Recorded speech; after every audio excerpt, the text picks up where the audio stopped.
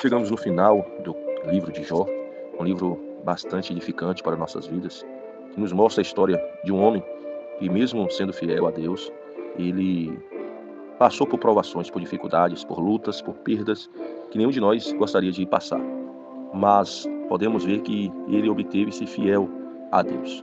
Muitas vezes eu vejo muitas pessoas dizendo: Jó não reclamou, Jó, temos que ter a paciência de Jó e tal. Sim, Jó foi um grande homem, mas Jó reclamou muito.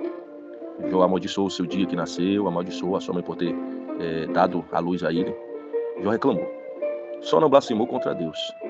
Ele, em tudo que passou, não blasfemou. Sua mulher até falou: olha, amaldiçoa o seu Deus e morre. E ele fala: como fala uma louca, assim fala tu. Deus me deu, Deus tomou, bendito é o nome do Senhor. Nu eu vim e nu eu voltarei. Mas Jó, ele reclamou. Jó chegou em dado momento que ele queria se justificar diante de Deus. Jó chegou a um momento que ele pediu para Deus o julgar, porque ele se achava perfeito e sem falha nenhuma.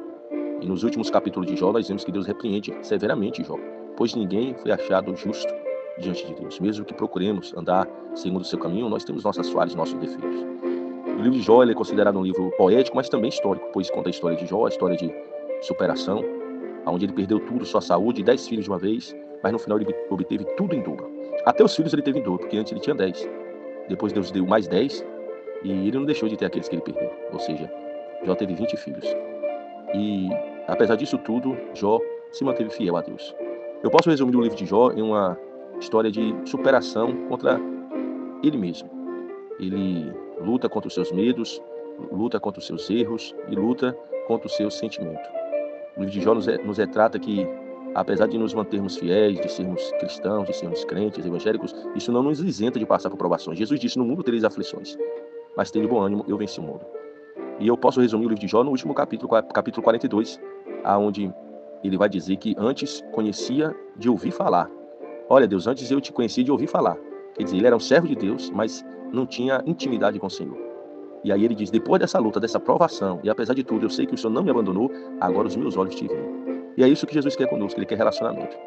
Ele não quer a gente conhecer de ouvir falar, conhecer de ler a Bíblia tão somente, conhecer de ouvir histórias e testemunhos de alguém. Não, ele quer ter uma intimidade particular com cada um de nós. E se preciso for, passaremos por prova, por luta, para se chegar a Deus.